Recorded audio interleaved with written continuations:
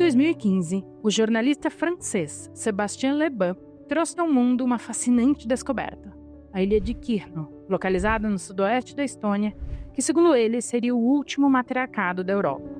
Intrigado pelo modo de vida único dos habitantes, sua publicação chamou a atenção global, levando curiosos a se perguntarem o que tornava aquele lugar tão especial. Foi então que a ideia de desvendar Quirno ganhou força, transformando-se em um projeto para compreender as raízes desse que seria o último reduto matriarcal na Europa.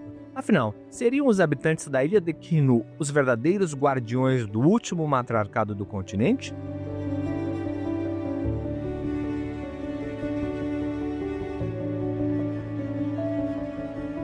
Who am I? Yes, my name is Uia Kuraga Mari. Full name is Maria Mielson, but here you always say like the house name and your name, and usually an abbreviation of your name. So Maria is never Maria, it's always Mari or Mein. And yes, I teach violin by ear for the local children and work in the culture sphere. My name is Mare Mätas.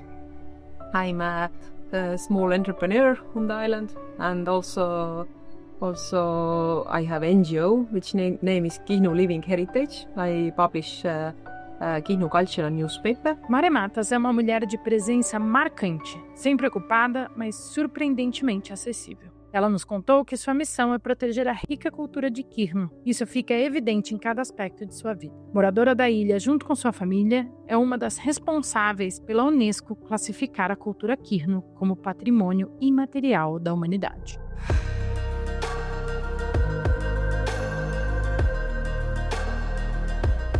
It's like being Kihnu,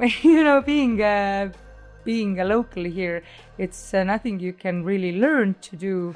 You just live it. If you are here, it's kind of this feeling of belonging here, of having your home here, of having your roots here, of feeling like every place on this island is home, because you know everyone, right? Everyone will help you out if you're in trouble, and it's kind of this feeling that you have. And this is the community feeling, and that's something you don't have in the city. Or do you? No? So yeah, it's and especially the celebrations like Christmas, where everyone's stores are open, and you have to go. You have to put out all your best food and drink and everything, and people can come over. If you got a good income, for example, like my husband is a sailor, and usually the salaries are high at the sea, higher than those people who are not working as a captain's mechanics. And then when he's coming home from the sailing trip, usually the community is already waiting for him, and you must make party for everybody. You'll serve several drinks for everybody, and you're offering food and everything. So you must divide your income product. That you are in better situation, you must divide all this experience with community. You can't keep everything for yourself. Localizada no coração do Mar Báltico, na costa da Estônia, a ilha de Quirno é um refúgio de tradições únicas. Com uma população que varia ao longo das estações, é lar de um patrimônio vibrante, liderado por mulheres que assumiram o papel de guardiãs dessa cultura. Elas cuidam da família, cultivam a terra, produzem roupas típicas e hoje também lideram atividades ligadas ao turismo. A ausência histórica dos homens, ocupados em atividades marítimas e de pesca de longa distância, moldou uma sociedade liderada pelo feminino, com profundas raízes que remontam a 3.000 anos. Apesar de invasões e influências de diferentes povos, a cultura Quirno segue, adaptando-se e preservando suas características. Do século XIX em diante, o cristianismo ortodoxo deixou sua marca na ilha. Durante a ocupação soviética, Quirno enfrentou restrições culturais, mas conseguiu preservar sua identidade única, reafirmando-se como um símbolo de resistência no Báltico. Ao chegar em Quirno, logo nota-se as roupas tradicionais das mulheres, com saias e lenços coloridos que refletem idade, estado civil e humor, unindo tradição e modernidade. Mais usadas em festas e celebrações, especialmente pelas mais velhas, as cores têm significados perenes, enquanto os padrões variam, criando novas tendências. Os lenços, herdados da influência russa, também são um ícone cultural.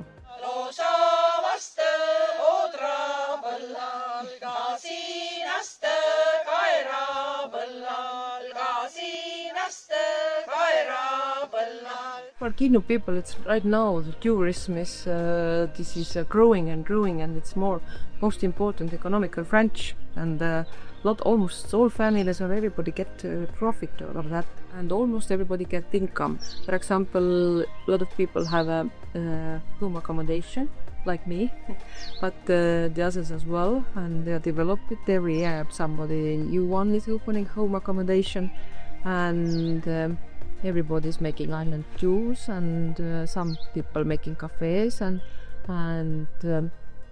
old ladies, for example, who are pensioners, they are knitting and making handicraft and selling also in the museum shop, get extra income. So the tourism is very much welcome at the moment here, but usually it's very intensive period in the summertime, and all the same time you must do everything. You sleep usually 2 or 3 hours during these 2 months, and everybody's exhausted for the autumn time. So nobody want to see any tourists and can't talk anymore in the August already. You are so exhausted. Or if you're accepted to the community or not. So always there's this question of how to become a local. If you get married here, are you a local or not? Are you, do you have to speak the dialect? Do you have to play an instrument? Do you have to know how to dance? Do you have to be a fisherman or like whatever? But it's just this question of feeling, I think. So if you feel like this is your home and you can, like all of the island is yours, then that's it, right? You have to be like really respectful, really high level, here it's a whole lot different. You can go, you can say what you want, you have this communication. Of course, there's so few students here, so you can do that, and everyone is related, everyone knows everyone, right? In one way, it's bad, because usually the children are also kind of labeled, your parents were like this, of course, your grandparents did that, so you're like that, there's nothing better to come, or you're very musical, already your grandfather was such a good player, like, so you kind of have these labels on kids, which I don't really like, but then again, I think the teachers are smarter than that, you can see the person behind it. Eu nem acredito que estamos gravando depois de tanto tempo, tanta viagem, uma coisa se acumula na outra, e nós fomos para Kihnu e tem tanta coisa legal para passar, e finalmente esse vídeo vai sair.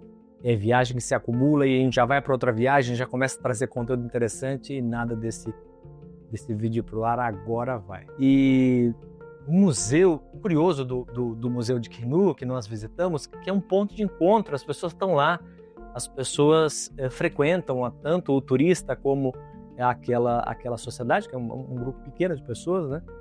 Algumas centenas de pessoas que moram lá, e é um lugar vivo, e nós ficamos frequentando aquele museu por muito tempo. Todos os dias a gente dava uma passadinha, e aí conversava com um, conversava com o outro, via a exposição. Você vê que havia uma integração entre aquela sociedade e o museu. As atividades da escola, havia uma escola no fundo do terreno, e podemos estar junto tanto das celebrações do museu quanto da escola. E resolvemos buscar uma gravação ou uma conversa com a diretora do museu, a Maie Av, acredito que seja essa a pronúncia, e ela nos confessou que realmente está nas mulheres a força da manutenção daquela cultura, onde é que a gente percebeu a grande quantidade de funcionárias, de apoiadoras daquele museu que estava super integrado com a sociedade. Nós tivemos um pouco de dificuldade para gravar com ela, mas foi uma experiência super interessante as conversas, e realmente aquele lugar nos acolheu demais, foi muito, muito importante para conhecer um pouco mais daquela cultura. Yes, museum is the community center. It's located right in the center. School has the lessons here, and people after church gather here, and there's like concerts, cafes, things going on here. So it's very like a place to come together, and a very normal thing for people to come to the museum and the culture center and the schoolhouse and church. It's a whole thing here, because if you know the songs, you know the dances, you know the tunes, then this is something that all the Kihnu people know, and this is your this collective thing that binds you together as a community. And also, at weddings, at funerals, you have all these songs that you sing that kind of help you deal with all these things that happen in life, and to enforce some things, kind of a little magical. I don't like, I afraid very much that sooner or later, if it's tourism business, it will be performance for the tourist, for example. And this is something really bad. But the commercialization, or if you digitalize your culture as a resource to get income for this, and it's not really, if you finish with tourists, then you will be somebody else. You live maybe in the town, you are not wearing costume, you're not making those, you're not speaking the language. So it's there are many worries what we have right now, and of course demographic situation is not very good.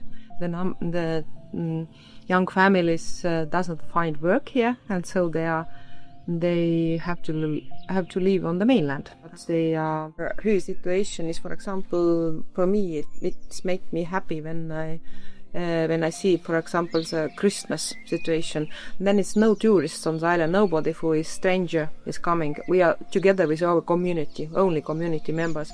And then you can see how strong it is. One of the values here really is hard work. And this is what everyone is in Estonia and in Kihnu too. It's like you have to do good work. Like if you do handicraft, you have to do it well. You have to it's important to do your things very well, yes. Of course, it's a pressure. It's pressure, yeah, I know. It's not very easy, but yeah, and to finish your things. Yeah, for people to honor the elders. This is also a thing here very much. You know, if your grandmother, your grandfather, they are smart. They are the people who you have to trust. They know things. And parents too, but grandmothers especially, because the grandfathers are usually already deceased, and yeah, the woman is very often living alone, or then has children or grandchildren here, and they are the queens. Because yes, of course, yeah, this globalization, it's going so quickly, and what is a problem for me that everybody all over the world will be say we are going to lose this cultural diversity now. Yeah, and this is, I'm afraid, this is my biggest worry. We behave same way, we have same rules all over. Is it South America or is it the Europe or Kihnu Island? It's not a saying, but it's something like a philosophy that my grandmother has. That's and she's 83 now, and she gets up in the morning and she just works, you know. She does handicraft, she does the field, she does everything. She takes care of my children, and she takes care of all the houses and everything. She has such energy. The lesson here is to be so curious, you know, to be really, really curious of everything. She's online, she has Facebook, you know, she's like ordering like the aprons and everything online and doing all these things.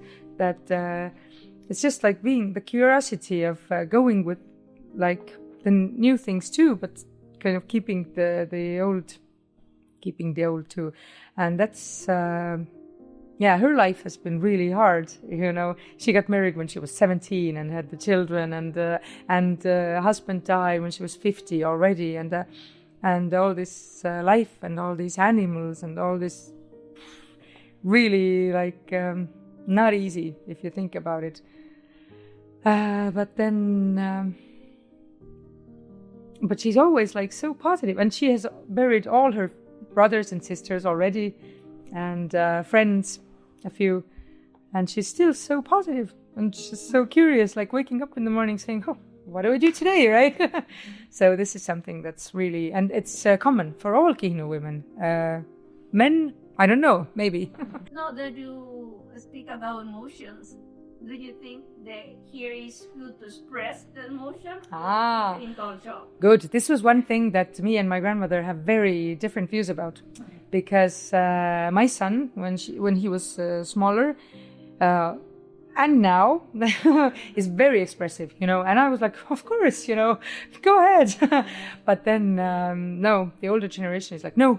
Don't cry, you know, you cannot cry. And this is very how I was brought up and everything. And now having really big troubles with expressing myself, right? Because, yeah, it's because it was so repressed. You know, you couldn't. And you couldn't be too happy. You couldn't be too sad. You know, you have to. Yeah. And so this is different, yeah. But, yeah. Yeah, and she's still saying, like, to my 3-year-old daughter, like, no, don't cry. And I'm like, no, cry, please cry. No, you shouldn't. O fato é que não estamos aqui como fiscais ou juízes de matriarcados. A cultura Kirno é incrível e merece ser celebrada. A forte presença das mulheres devido à ausência dos homens criou uma sociedade mais igualitária e comunitária. Isso permitiu que tradições como música, dança e cânticos locais florescessem e se preservassem, tornando a ilha de Kirno um lugar mágico.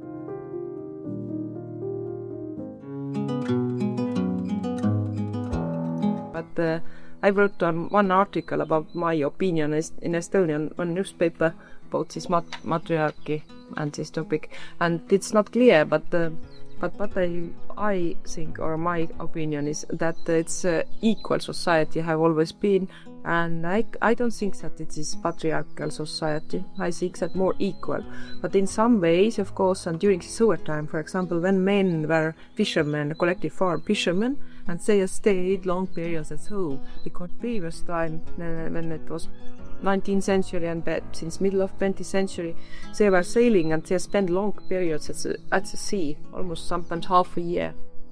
And or were short periods, then I just came home and then went to the next trip. So they spent a lot of time away from home. So women become very powerful here and organized everything, and it became a tradition. Now we already understand that it is a traditional. And Estonia, on the mainland, also people describe that here everything will be women. It's only women island. It's only thanks for women. Men have also very important role, because when there were sailors in the history, or even nowadays, they bring the majority of income. You can't get the big income here. Of course, it is always made the patriarchal system for women, because this was oppression when men had a higher income than women had. But in Kino Island, women also have a own very important part. They are making decisions about money use, for example, in the family. They are collecting also reserves for the winter time, potatoes and all vegetables and everything. And their obligation is take care of the food. So both have own thing what they are responsibilities, and if one is not doing what the responsibility is, then it will be, the result will be bad. Both must put equal input. Mito comum, baseado em estudos antigos e tendenciosos, é que o matriarcado seria o oposto do patriarcado, com as mulheres no comando e oprimindo. No entanto, pesquisas recentes mostram que o matriarcado é, na verdade, um modelo de organização social igualitária, que valoriza a vida, a comunidade e a sabedoria ancestral. Muitas pessoas que vivem nesse tipo de sociedade resistem ao termo justamente por isso, e acabam perpetuando essa definição equivocada por desconhecimento. E aí fica essa dúvida, afinal, essa sociedade é uma sociedade matriarcal, como aquele jornalista propagou, e nada melhor do que estar ali perto, sabe? Olhando um pouco para os estudos da professora Heidi Gottner-Abendroth, uma referência importante nos estudos de sociedades matriarcais, você tem um viés econômico, um olhar sobre a economia, sobre quem gere os bens, é muito importante. E esse é um ponto que eu acho que elucida muito sobre se aquela sociedade que vive na ilha de Kino é ou não uma sociedade matriarcal, né? Esse gerir dos bens é tema fundamental na discussão da Heidi. Yes, you can always find in many societies strong women who are predominant and can have important tasks, especially in indigenous societies. But they are not all matriarchal societies, for strong women alone don't make a matriarchy. We have even in patriarchal societies strong women, even if we don't like them. A matriarchy has more characteristics. For you have to find the mother line, which is not always given in societies where you find strong women. You have to find the matrilocality, women, the clan, the persons of the clan who are related in the mother line live together in the mother house. And you have to find the the characteristic that the economy is in the hands of women. Okay, that makes the matriarchy in the basic sense. And also they are egalitarian by the consensus-finding politics. So it was cooperation always. It is, in my opinion, it is cooperation. But of course it is different in every family, might be, because different characters and different women. But anyway, the women, even, for example, yesterday you saw Virve, but you haven't the opportunity to talk with her. And his husband was really, really, really aggressive and drinking alcoholic also and everything. But was bringing, of course, income as well. But Virve had anyway, she had a leading position in everything. She was like a higher position. If you look at her, I always understand that she is a leader. But anyway, the husband and the life was very difficult for her. This is something that doesn't happen in my family, for example. It's not understandable in my family, and not such experiences. But what I want to say that families are different here, and many women later when the husband died. For example, I once translated when we were making this German TV film about the on the island, and Arte channel, and I translated Lohella, and this film director asked me that please ask and how sad she is because his husband died. And Ella said, he's already 10 years ago died. This is in some families. Yes, it's difficult. Haha, finally. So this is, yes, in some families, and because, nowadays it's a solution, divorce, of course. But before it was just waiting when it was ending this life finally, then you will get your freedom. Strong women in other societies might be the important persons for the family, doing it all. But if they are dependent on men, or if they are not recognized in all what they do, they live in a patriarchal setting, not in a matriarchal one.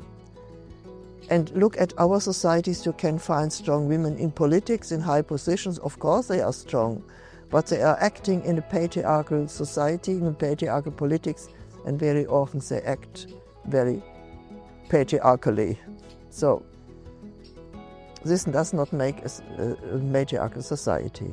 A grande vantagem, a grande contribuição dos estudos modernos matriarcais é que eles nos dão uma definição clara, concreta e científica do que são matriarcados.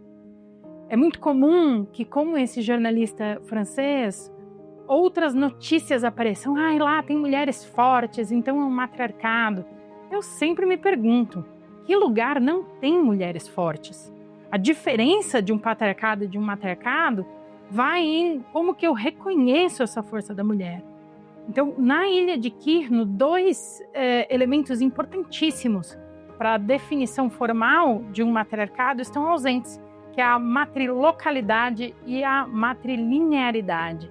Ou seja, os filhos sempre morarem com as mães e a gestão dos bens e a própria propriedade coletiva passar de mãe para filha. Nenhuma dessas duas coisas acontece na sociedade de Quirno, e dá para a gente ver quando a gente aproxima um pouco mais, né? Faz um zoom in, principalmente com essas lentes que os estudos modernos matriarcais nos trazem.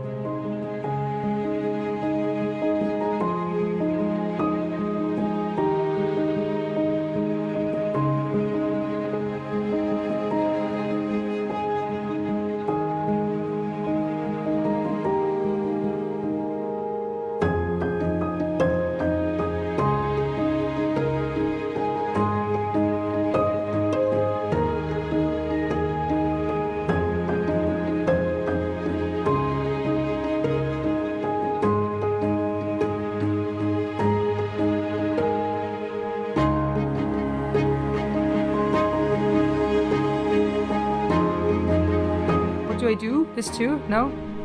Yeah.